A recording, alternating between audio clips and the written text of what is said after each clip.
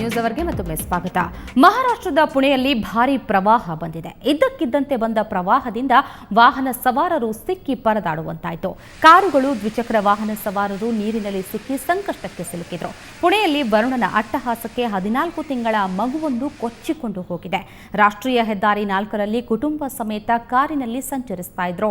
ಪುಣೆ ಸೊಲ್ಲಾಪುರ ಮಾರ್ಗ ಭಾರೀ ಮಳೆಯಿಂದಾಗಿ ನೋಡುತ್ತಿದ್ದಂತೆ ನೀರಿನ ಪ್ರವಾಹ ಹೆಚ್ಚಾಗಿ ಬಿಡ್ತು. ಕಾರು ಜಲಾವೃತವಾಗಿ ಬಿಡಿತು. ಈ ವೇಳೆ ಕಾರಿನೊಳಗಿದ್ದ 14 ತಿಂಗಳ ಮಗು ಕೊಚ್ಚಿ ಹೋಗುತ್ತಿತ್ತು.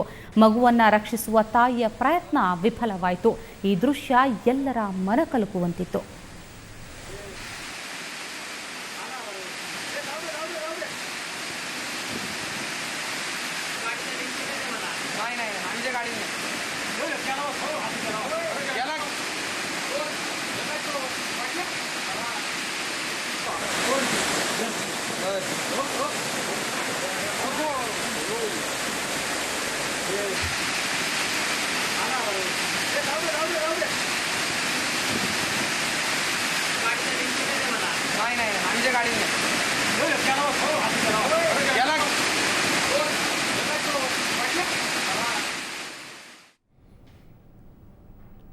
ಬೆಳಗಾವಿ ಜಿಲ್ಲೆ ಅಥಣಿ ತಾಲೂಕಿನ ಜುಂಜರವಾಡದ ಕೃಷ್ಣಾ ನದಿಯಲ್ಲಿ ಅಕ್ರಮ ಮರಳು ತುಂಬಲು ಬಂದಿದ್ದ ಲಾರಿ ನೀರಿನಲ್ಲಿ ಮುಳುಗಿದೆ.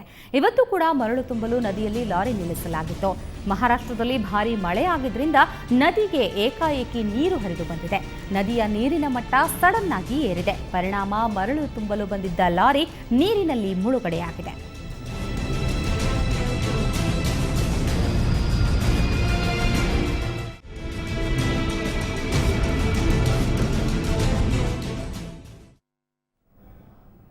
ಕಡಲ ಸುಂದರಿ ಶಿಲ್ಪಾ ಶೆಟ್ಟಿಗೆ ಇವತ್ತು ಹುಟ್ಟುಹಬ್ಬದ ಸಂಭ್ರಮ. ಆದರೆ ಸ್ಪಾಟ್ ಫಿಕ್ಸಿಂಗ್ ಹಗರಣಗಳಲ್ಲಿ ಪತಿ ರಾಜ್ ಕುಂದ್ರಾ ಸಿಕ್ಕಿಬಿದ್ದಿರೋದು ಶಿಲ್ಪಾಳ ಸಂಭ್ರಮವನ್ನ ಕದ್ದಿದೆ. ಇದಕ್ಕೆ ರಾಜ್ ಕುಂದ್ರಾ ಕ್ಷಮೆಯನ್ನ ಕೋರಿದ್ದಾರೆ. ವಸಂತಕ್ಕೆ ಕಾಲಿಟ್ಟ ಶಿಲ್ಪಾ ಶೆಟ್ಟಿ ಕಳೆಗುಂದಿತು ಶಿಲ್ಪಾ ಶೆಟ್ಟಿಯ ಬರ್ತ್ಡೇ ಸಂಭ್ರಮ. ಬಾಲಿವುಡ್ ತಾರೆ ಹಾಗೂ ರಾಜಸ್ಥಾನ ರಾಯಲ್ಸ್ನ ಒಡತಿ ರಾಜ್ ಕುಂದ್ರಾ ಪತ್ನಿ ಶಿಲ್ಪಾ ಶೆಟ್ಟಿಗೆ ಇಂದು 41ನೇ ಹುಟ್ಟುಹಬ್ಬದ ಸಂಭ್ರಮ. ಆದರೆ ಈ ಬಾರಿ ಶಿಲ್ಪಾಳ ಬರ್ತ್ಡೇ ಸೆಲೆಬ್ರೇಷನ್ ಕಳೆಗುಂದಿದೆ. ತನ್ನ ತಂಡ ರಾಜಸ್ಥಾನ್ ರಾಯಲ್ಸ್ IPL ಸೀಸನ್ 6ರಲ್ಲಿ ಕ್ವಾಲಿಫೈಯರ್ ಹಂತ ತಲುಪಿದ ಸಂತಸವೂ ಈಗ ಶಿಲ್ಪಾಳಿಗಿಲ್ಲ. ಇದಕ್ಕೆ ಕಾರಣ ಪತಿ ರಾಜ್ ಕುಂದ್ರಾ ಸ್ಪಾಟ್ ಫಿಕ್ಸಿಂಗ್ ಪ್ರಕರಣದಲ್ಲಿ ಸಿಲುಕಿಕೊಂಡಿರೋದು.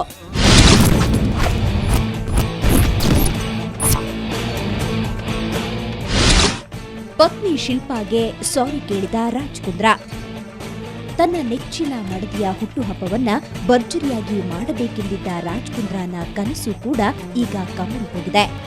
ಕಳೆದ 4 ದಿನಗಳಿಂದ ಪೊಲೀಸರು ಕುಂದ್ರಾ ಬಗ್ಗೆ ಒಂದೊಂದೇ ಸತ್ಯಾಂಶಗಳನ್ನ ಬಯಲಿಗೆ ಎಳೆಯುತ್ತಿದ್ದಾರೆ.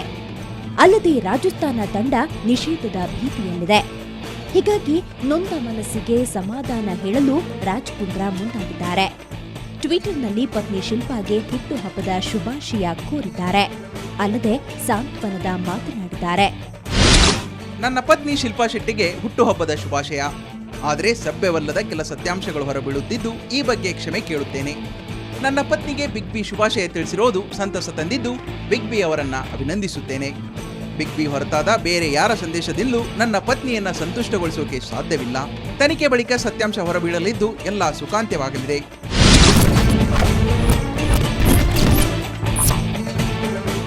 ಇನ್ನು ಫಿಕ್ಸಿಂಗ್ ಹಿನ್ನೆಲೆಯಲ್ಲಿ ಬಿಸಿಸಿಐನಲ್ಲಿ ಅಧಿಕಾರ ಕಳೆದುಕೊಂಡಿರುವ ಶ್ರೀನಿವಾಸನ್ ಬೇರೆಯವರ ಮೇಲೆ ಗೂಬೆ ಕೂರಿಸೋ ಯತ್ನ ನಡೆಸಿದ್ದಾರೆ. ದಕ್ಷಿಣ ಭಾರತದ ವಿರುದ್ಧದ ಲಾಬಿ ತಮ್ಮ ಅಧಿಕಾರ ಮೊಟಕುಗೊಳ್ಳಲು ಕಾರಣ ಎಂದು ಅವರು ಆರೋಪಿಸಿದ್ದಾರೆ.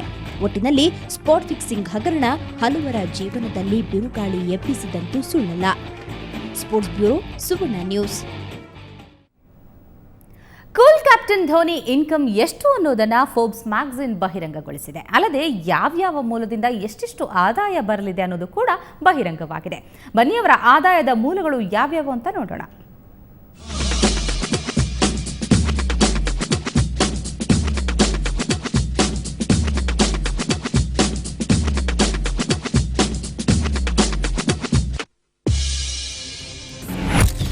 ಶ್ರೀಮಂತರ ಪಟ್ಟಿಯಲ್ಲಿ ಧೋನಿಗೆ ಸ್ಥಾನ. ಮಹಿಗೆ ಪ್ರತಿ ವರ್ಷ 179 ಕೋಟಿಯ 85 ಲಕ್ಷದ 20 ಸಾವಿರ ರೂಪಾಯಿಗಳು ಸಂದಾಯವಾಗ್ತಿವೆ. ಇದು ಬಿಸಿಸಿಐ ಹಾಗೂ ಚೆನ್ನೈ ತಂಡದ ಮೂಲಕ ವೇತನವಾಗಿ ಬರುವಂಥದ್ದು. ಇನ್ನು ಜಾಹೀರಾತಿನಲ್ಲಿ ಧೋನಿಗೆ ಬರುತ್ತಿರುವ ಆದಾಯ 161 ಕೋಟಿ ರೂಪಾಯಿಗಳಾಗಿವೆ. 25 ಬ್ರ್ಯಾಂಡ್ಗಳಿಗೆ ಮಹಿ ಅಂಬಾಸಿಡರ್ ಆಗಿ ಪ್ರತಿ ಬ್ರ್ಯಾಂಡ್ಗೂ ಧೋನಿ ತಲಾ $1 ಮಿಲಿಯನ್ ಪಡೆಯುತ್ತಿದ್ದಾರೆ. ವಿಜಯ್ ಮಲ್ಯಾರ ಯುನೈಟೆಡ್ ಬ್ರೆವರೀಸ್ ಸಂಸ್ಥೆಯೊಂದಿಗೆ ಮಹಿ 3 ವರ್ಷಗಳ ಒಪ್ಪಂದ ಮಾಡಿಕೊಂಡಿದ್ದು 45 ಕೋಟಿ ಆದಾಯ ಬರ್ತಿದೆ ಅಂತ ಫೋರ್ಬ್ಸ್ ಮ್ಯಾಗಜಿನ್ ಮಾಹಿತಿ ನೀಡಿದೆ. ಫೋರ್ಬ್ಸ್ ಮಾಹಿತಿ ತಂದ ಗೊಂದಲ. ಫೋರ್ಬ್ಸ್ ಮಾಹಿತಿಯಲ್ಲಿ ರಿತಿ ಸಂಸ್ಥೆ ಬಗ್ಗೆ ಉಲ್ಲೇಖವಿಲ್ಲ. ಫೋರ್ಬ್ಸ್ ಮ್ಯಾಗಜಿನ್ ಧೋನಿ ಆದಾಯದ ಬಗ್ಗೆ ಸಂಪೂರ್ಣ ಮಾಹಿತಿ ನೀಡಿಲ್ಲ ಅನ್ನೋ ಅನುಮಾನಗಳು ವ್ಯಕ್ತವಾಗ್ತಿವೆ. ಯಾಕಂದ್ರೆ ಧೋನಿ ರಿತಿ ಸಂಸ್ಥೆಯಲ್ಲಿ 30,000 ಷೇರು ಹೊಂದಿರೋದು ಹಾಗೂ ಇಂಡಿಯನ್ ಸಿಮೆಂಟ್ಸ್ ಉಪಾಧ್ಯಕ್ಷ ಸ್ಥಾನದಲ್ಲಿರುವ ಬಗ್ಗೆ ಯಾವುದೇ ಸುಳಿವು ನೀಡಿಲ್ಲ. ಹೀಗಾಗಿ ಧೋನಿಯ ಆದಾಯದ ಮಾಹಿತಿಯಲ್ಲಿ ಸ್ಪಷ್ಟನೆ ಇಲ್ಲ ಅನ್ನುವುದು ಹಲವರ ವಾದ. ಒಟ್ಟಾರೆ ಧೋನಿ ಆದಾಯ ಈಗ ಬಹು ಚರ್ಚೆಗೆ ಕಾರಣವಾಗಿದೆ. ಇವೆಲ್ಲದಕ್ಕೂ ಧೋನಿ ಮುಂದಿನ ದಿನಗಳಲ್ಲಿ ಯಾವ ಉತ್ತರ ನೀಡ್ತಾರೆ ಕಾದು ನೋಡಬೇಕು. Sports bureau, Suvarna news. News hour ಮುಂದುವರೆಯುತ್ತೆ ಬ್ರೇಕ್ನ ನಂತರ.